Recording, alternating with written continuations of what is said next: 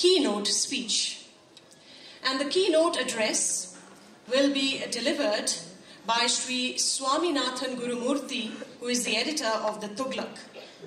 He'll be speaking on biodiversity of Northeast India. Well, Shri Swaminathan Gurumurthy, who is the editor of the Tughlaq, a Tamil language weekly news magazine. Apart from that, Swami Gurumurthy is a Rashtriya Swayam Sevak Sangh, that is RSS ideologue. He is also popularly known as a writer and a journalist in India and a chartered accountant by profession, as well as a corporate advisor of high standing. Highly rated for his investigative writings, he has also ceaselessly campaigned against corruption at high places, exposing the bribery of Buffer's arm deal and the nexus between corporates and government. Besides, Shri Gurumurthy ji and Shri Ajit Doval of NSA and Shri Gurumurthy ji founded the Vivekananda International Foundation, Delhi, and now he is the chairman of the Vivekananda International Foundation. From 1990 till date, he is among the 50 most powerful persons of India, according to the India Today and others. A big round of applause as I call upon Shri Gurumurthy ji, the editor of the Tughlaq, to kindly deliver the keynote address.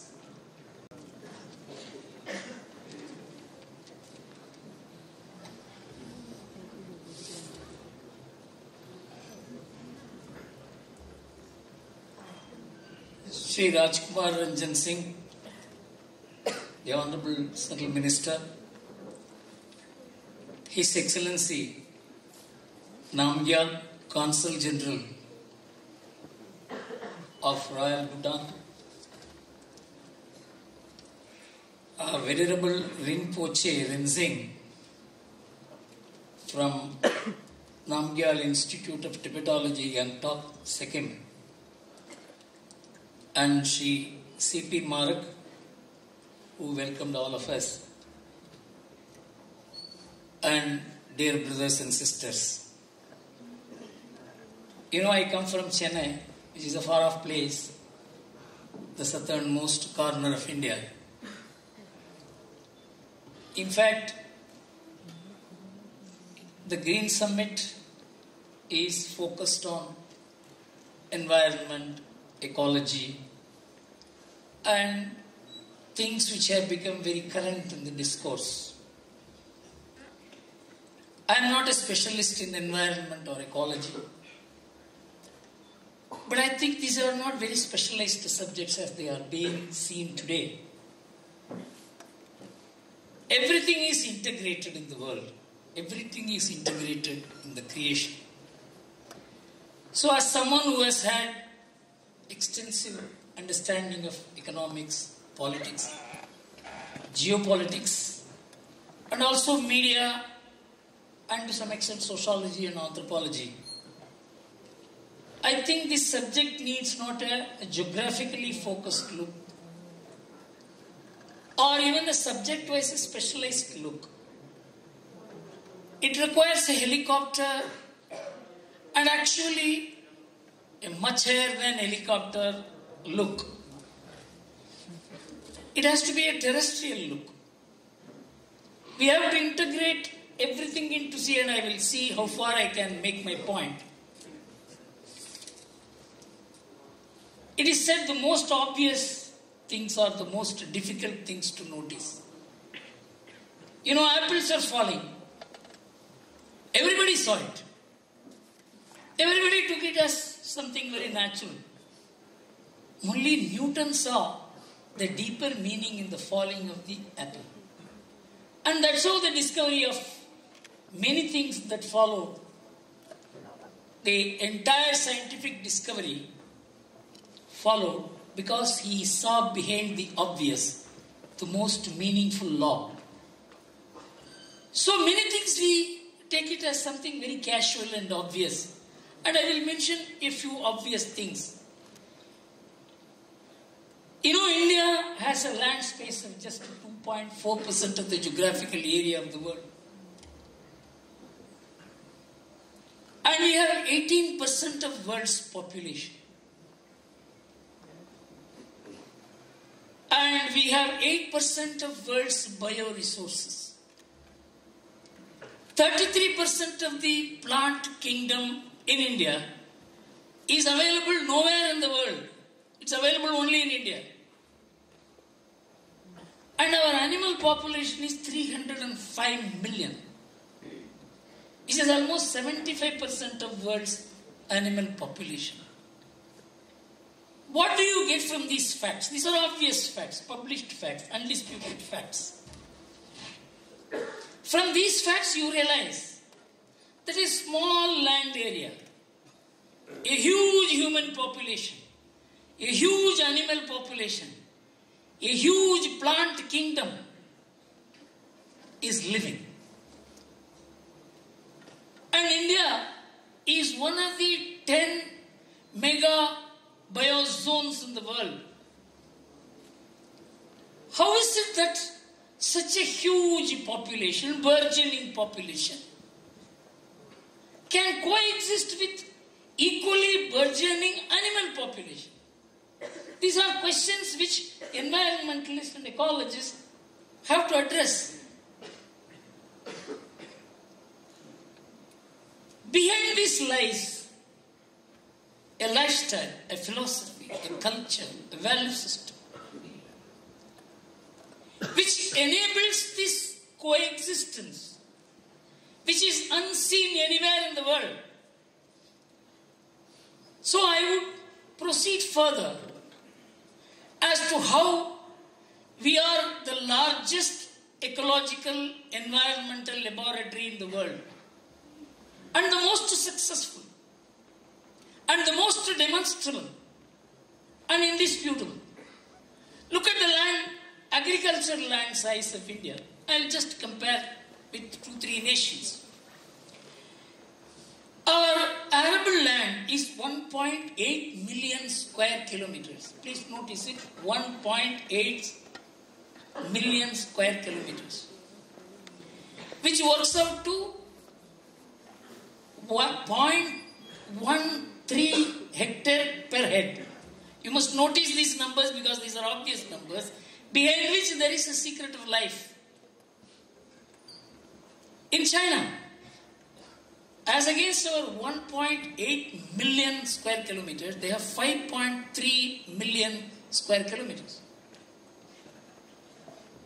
And America has 4 million square kilometers. And their per capita land availability is 1.27 hectares. And in China it is 0.63. In India it is 0.13. You can see the huge difference in the extent of arable land. And animal population, in India it is 306 million. In China 96 million. In America 94 million. Even though the obvious facts are not complete, how is it that in this such a small India, such a large population of animals, and humans can live together? It is because of the way India lives and eats. This is a very, very important fact, which is being completely missed in the global discourse, Indian discourse, Indian understanding about ecology and environment. And of course, in the great commerce and economics that goes on today in the name of all kinds of liberalization and globalization, and how that is the greatest threat to environment and ecology of India, of the world, and certainly of the Northeast. Northeast is not an isolated part of India or the world. It is actually the heart of India. And India is the heart of the world in environment and ecology. And now I will give you some facts about the world. Because most of these things we don't see, because these are obvious facts.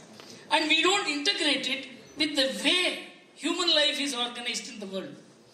You know, in the world, 71% of the area is ocean. 27% is the land. Of the 29%, 71% is the habitable land, 10% is glacier, 19% is barren land, useless land. And of this 71% habitable land, we have 50% agricultural land. That is half of 71%. Of that, 37% is forest, 11% is shrubs. This constitutes the total land, habitable land that we have. Now I am going to the more crucial facts. Of the agricultural land, 3/4 is used for livestock and only 23% is used for crops. This is the most important factor, vital factor concerning environment. The whole world is bothered about it today. That 3/4, 77% of the land is used for livestock and 23% is used for crops. But if you look at what the livestock gives in terms of calorie value, 77% of the land is used for livestock. But the calorie value of the food that they yield is only 18%. And the calorie value of the food that 23% of the crop area yields is 82%. So where you get the maximum calorie of food, you have a very small area of land which is being used for the purpose, and a very large area of the land is being used for livestock, which transforms into meat consumption. This is the greatest threat to environment in the world. In India also we have vegetarians and non-vegetarians, we have mixed people. But how is it that India is able to manage such a huge population in such a small area and also a huge animal population? It is because for us cereals are the main food and meat is the sabji. This is the most important contribution that India has made to the world. And if you look at how food habits are so important, lifestyle is so important, the philosophy behind eating habits is so important. If all the entire world begins to eat like Americans, Americans eat in a certain way. If the entire world begins to eat like Americans, we will need 138% of the agricultural land we have to feed the whole world population. That kind of land is not available. If all Indians today begin eating, today we will not eat like Indians, we will begin eating like Americans. There is no land available in the world. These countries, US, Canada, Brazil, Argentina, France, Scandinavia, Italy, Greece, Australia, these are countries, if their food style, if the way they eat is adopted by the rest of the world, there is no land available to cultivate food. A very critical part of environment and ecology is completely missing in the discourse. I have not seen it in any of the academic discourse I have come across, or university or college teachings or research institutions. And now go further. If the Indian food habit is adopted by the whole world, if all nations begin adopting how we eat, out of the 50% of land which is used for agricultural purposes, we will need only 4/10 of it. Just 22% we will be only needing if the Indian food habit is adopted by the whole world.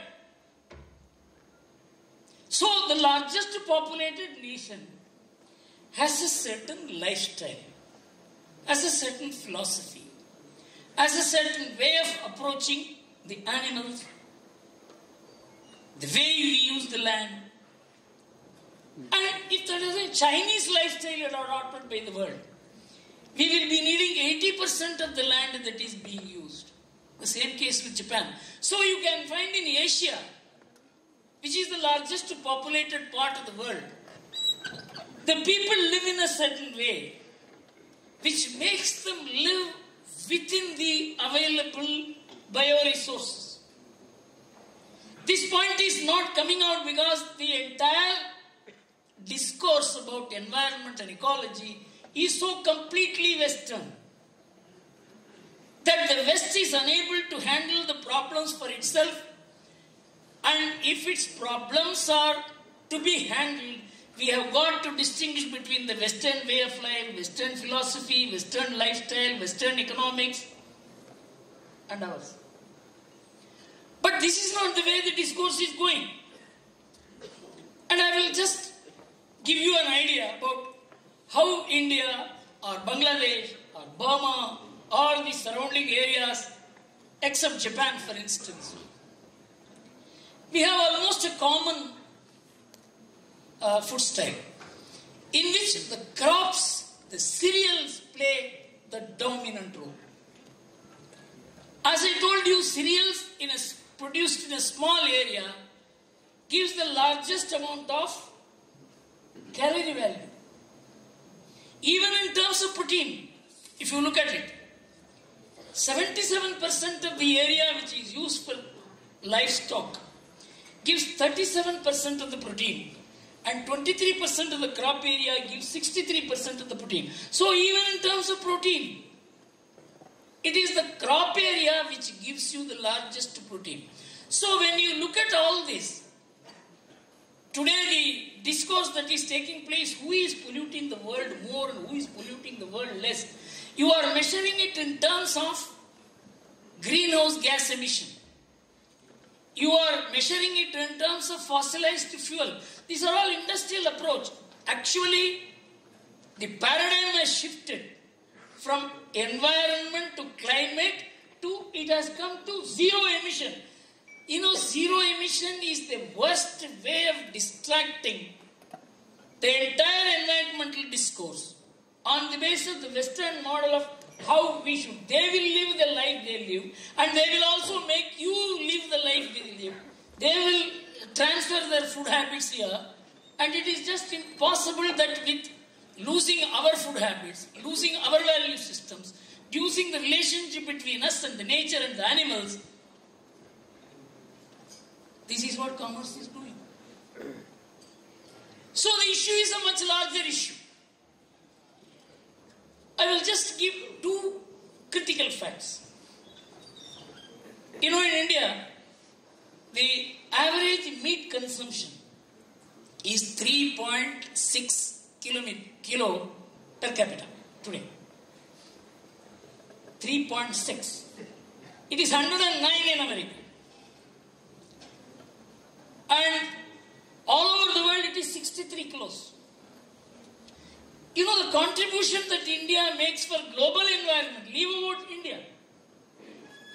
The global environmental contribution by the Indian lifestyle, it is not being measured. Not even by the government of India. Not by our educational institutions, research institutions, media. How an average Indian community, the diverse Indian people, we are not one color people. We are not one ethnic people. We are the example of global diversity. If you put India on the one side and the rest of the world on the other, you will see more diversity here than the rest of the world put together. It is not only in terms of human beings. It is also in terms of the cereals. For example, we had at one point 100,000 varieties of rice.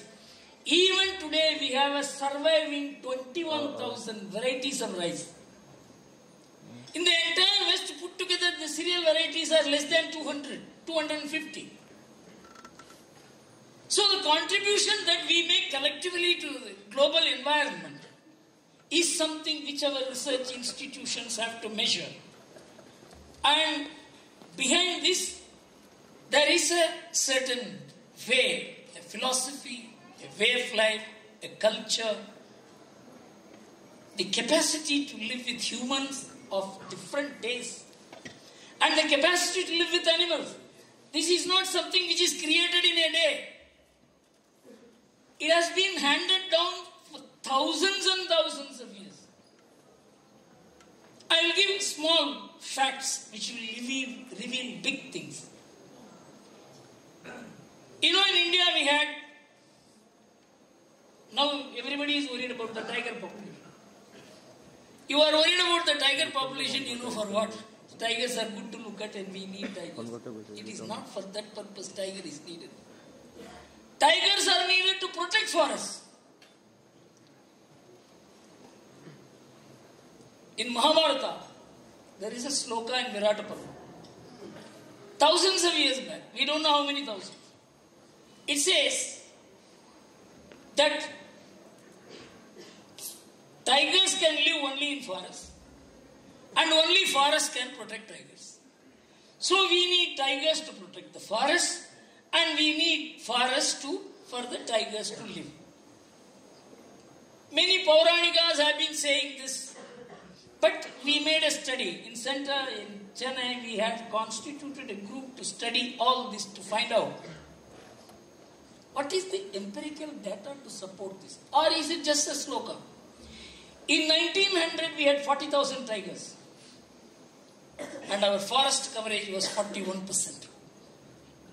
By 2018, our tiger population came down to 1800. And the forest coverage came down to 19%. How did the tiger population crash? Tigers could escape the bow and arrow because they are used to it. But they could not escape the gun which came from abroad. Tigers represent not just the tiger population, but the entire wildlife population. So the wildlife protect forests and not the forest gods. Forest gods can be corrupted. Government can be corrupted. Policies can be corrupted. But wildlife cannot be corrupted. So when we finish the wildlife, the forest coverage came down.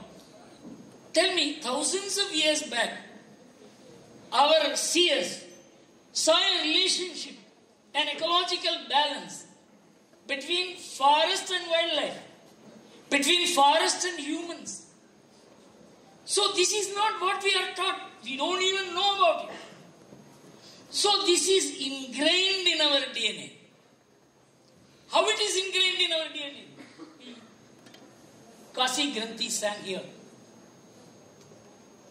It's the worship of nature. Celebration of nature. Gratitude to nature. We live on nature, we worship the nature. And you know, in our place, I come from a village. In fact, my understanding is you can never understand India if you are born in a town or a city. You've got to be rooted in a place which is far away from urban surroundings for you to understand India. So I come from a village. In my village, if there is a pregnant woman in a home, nobody will be allowed to cut a green tree unless you take permission from that family.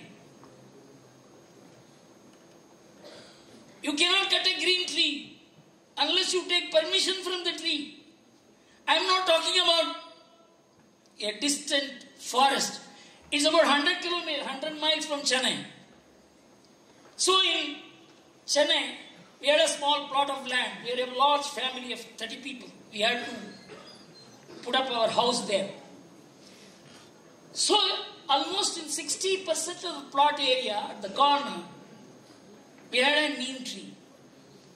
So all of us sat and discussed that we can never cut the tree and live in the house built by us. So we so built the house that the neem tree is surrounded by the house. Even today you can see it. Because if you had cut the neem tree, we could never have slept in that house. That is our relationship with nature. unless you recognize that intensity of emotional, sentimental relationship of gratitude to nature, you cannot live in market economics. I know market economics. I am an experienced person in market economics. I advise business. I advise finance. But that is not going to sustain you. Sustenance has to come from a life model. I will describe in a very as simple a term as possible, a collective experience of 40 years of my study and thought on the subject. You know, all of us have a philosophy of life. The philosophy of life decides the goal of life. And the goal of life decides your lifestyle. And the lifestyle decides your habits. Your habits decide what you want and what you don't want. And that decides what you produce or don't produce. There is a linkage. If the lifestyle, if the philosophy is disturbed, the entire downstream, right up to what you want and don't want, what you produce and don't produce, get disturbed.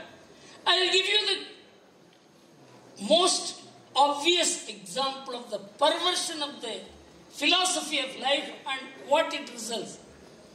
Studies have been done in England that the annual amount of unused wardrobe which are buried or thrown into the sea is 140 billion pounds. We all live. Many are youngsters, they may not know. There was a time when we used to have 3-4 pants, shirts. Today we have 50 pants, 30 shoes, 20 coats, 30 watches. Because there is no philosophy of life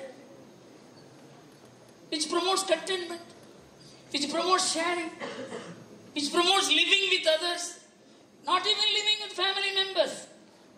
Small example I will give. Because I always integrate economics with the environment and sociology and culture. In America, in the year 1960, the persons residing per household was 3.3. Because the American families have got disturbed.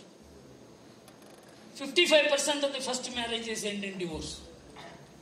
Somebody has a desire to marry, 67% of the second marriages end in divorce.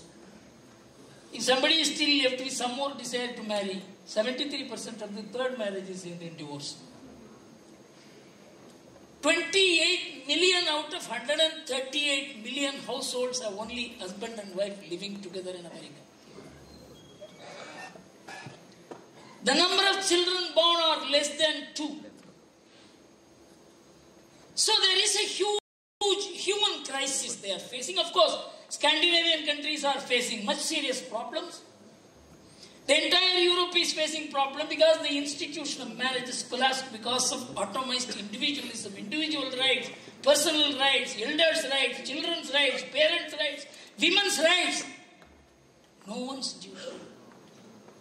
There is no element of duty. And that lifestyle is being transformed here through sociology, through anthropology, through politics, through economics. A rights-based society's lifestyle is being transformed and imposed by public discourse on a duty-based society.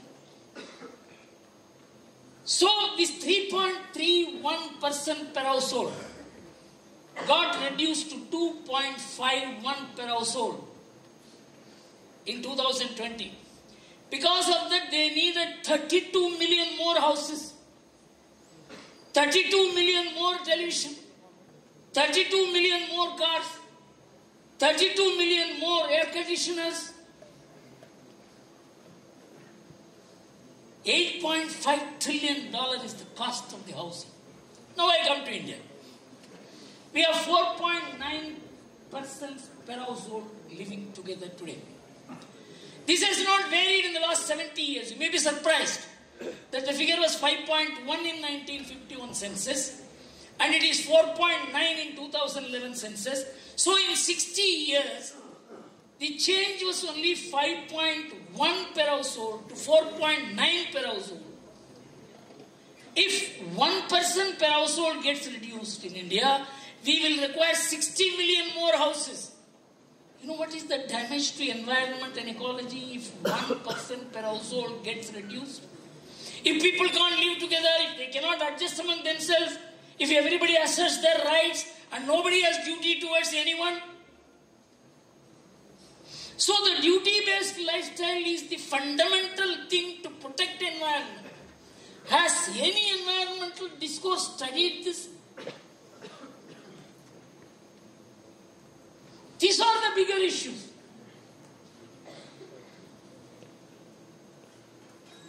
Take another thing. Social security. You know, in America, a son is or daughter is not supposed to take care of the parents. It's over. That part of the social, cultural, religious, human obligation is over. All this started with the rights movement. With the result, no parent takes care of the children. I was in America in University of California, Los Angeles, addressing a management faculty students. About 200 students were there. I asked them, how many of you are supported by your family for pursuing this higher education? Out of 200, about 50, 60 raised their hand. I asked all of them to stand up. Who are you from? They are from India, they are from Pakistan, they are from Bangladesh, they are from Korea, they are from Taiwan. Nobody from America. Only Asian students are supported by the families to pursue higher education.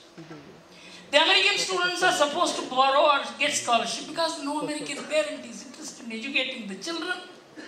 And in fact, if a child is in a house beyond the 15th or 16th year, they are asking, you are still living with your parents? Are you not ashamed? A totally different philosophy, a different lifestyle, a different approach to human beings. The same question I asked in IIT Management School in Chennai.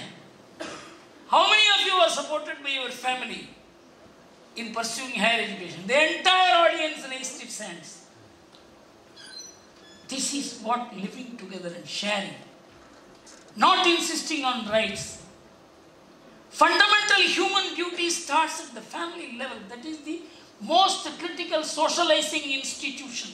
Have you ever thought, have you ever come across, have you ever seen any academic book, academic discourse, policy making to promote this togetherness in family?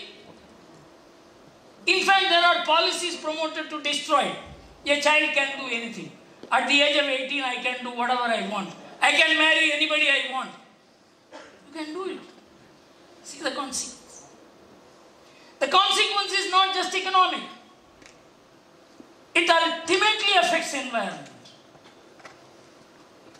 So environment is not a study of how many trees you have or how many ponds you have. It is not a matter of law or regulation. It is a matter of environmental consciousness. You know who talks about it? It is the Scandinavian deep ecologists who began studying the deep ecological consciousness which is inherent in human beings, which have to be aroused to protect nature. You have a relationship with nature that is sacred. There is nothing secular about it. The world is sacred. And the world is not created for the enjoyment of anybody. In fact, all those thought systems which said the world has been created for the enjoyment of humans is an outdated thought today. Those systems are over. Their theologies face extinction. Their economics based on that is getting killed. You know, in 1951, the United Nations put out measures for the development of underdeveloped nations. This is all available on the net, you can go and see. The Western countries said, if you guys want to develop, you have to become like us. 3 principles they said. All the world philosophies have to go. The bonds of caste, creed must be finished. Anyone who is unwilling to pay this kind of price has to have the standards of living limited. This one-size-fits-all model was transplanted to the whole world through public policies, through public discourse, through educational system, through economic policies. But our culture divided. Our people divided. Our women divided. Actually, if any mark has to be given for the entire human differential in India, economic differential in India, social differential in India, and environmental differential in India, it is to the women of India. It is they who have held the culture of India, the value systems, the traditions, the beliefs. I can tell you the environmental study in India is a bankrupt study funded from abroad. We have got to shift the paradigm. Otherwise, you can't understand how to manage the resources. So, faith plays an important part in entire environment. If you look at the history of India, whether it is Ashoka, whether it is Chandragupta Maurya, whether it is Chera or Chola, you will find they were always digging ponds, they were digging lakes, they were planting trees. Nowhere in the world, whether in the German, whether it's the Roman history or Greek history or the European history or the American history, has there been ever tree planting at all? It is only tree cutting. Why we planted trees? Because we knew without that we can't live. Why we created ponds? Otherwise, there will be no groundwater. No science was needed. Experience was sufficient. Is this the way we study our history? Is this the way we study Ashoka? Is this the way we study Chera, Chola, Pandyas? Is this the way we teach our people? This is how they protected the environment of which the benefit you are reaping today. It's a much larger issue. So I think the focus has to shift. You cannot make environment to cure you. That some tribal group came, sang their songs, so environment is protected. No. Symbolism cannot save environment. Belief, culture, value systems, tradition. Now we are destroying all that. The faiths that keep the relationship between humans and nature, that has to be protected. That is becoming extinct. A very large introspection is needed. And I think when you bring together people, you are all thinking, it's very difficult to assemble an audience like this. It is easy to get a speaker like me. But it is difficult to assemble an audience. But when an audience assembles, we must give them proper vision, proper facts, proper understanding about India. Now we are talking about the Western way of correcting the environmental distortion, which is the creation of the West. America has 33 crore population and 26 crore cars. Let us assume 135 crore Indians have 100 crore cars. Will this country work? They want to be like that. They said, you should be different. Why? So these are all much, much larger issues. The 13% of world's population, which has been directing the global discourse, setting the laws, has brought about this environmental regulation. They have not been able to save the environment. But we have protected the environmental consciousness. at the family level, at the community level, at the religious level, at the philosophic level. That's why our environment is safe even today. Understand this. This is a model for the world. There is no model of the Western world for the rest of the world. We can be the model for the West. Whether they are able to follow it or not is a different thing, but here is a model which is not just a bookish model, it is not in the libraries, it is in the living form. So this is the direction in which I think workshops like this should go, and I'm very thankful that I got an opportunity to share my thoughts with you. Thank you very much.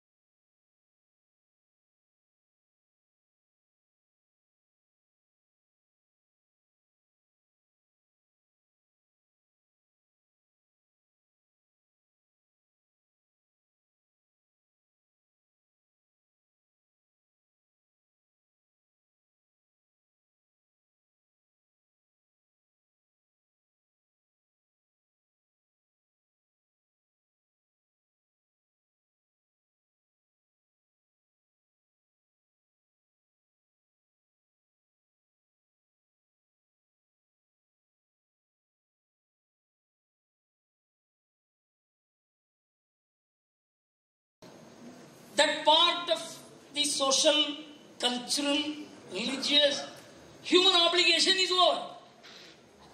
All this started with the rights movement.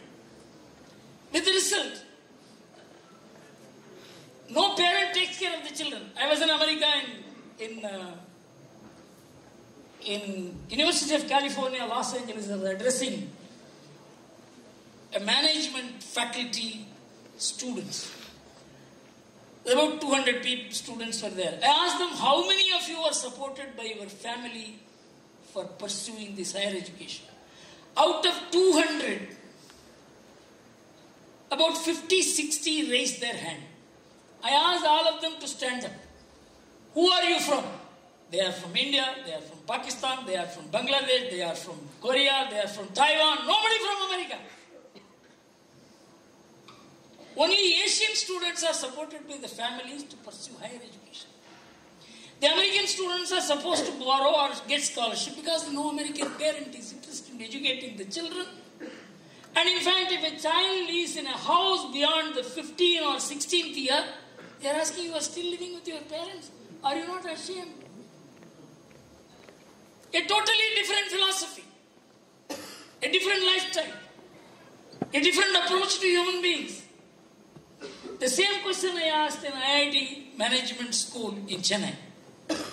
How many of you are supported by your family in pursuing higher education? The entire audience raised its hands.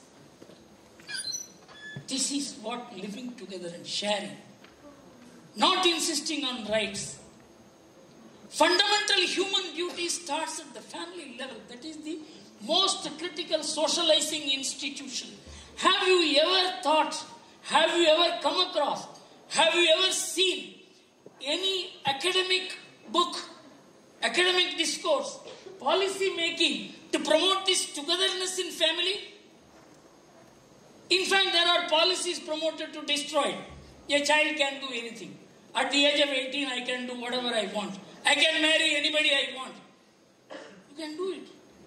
See the consequence. The consequence is not just economic. It ultimately affects environment. So environment is not a study of how many trees you have or how many ponds you have. It is not a matter of law or regulation. It is a matter of environmental consciousness. You know who talks about it? It is the Scandinavian deep ecologists who began studying the deep ecological consciousness which is inherent in human beings, which have to be aroused to protect nature. You have a relationship with nature that is sacred.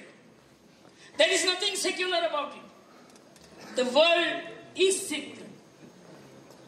And the world is not created for the enjoyment of anybody. In fact, all those thought systems which said the world has been created for the enjoyment of humans is an outdated thought today. Those systems are over. Their theologies face extinction.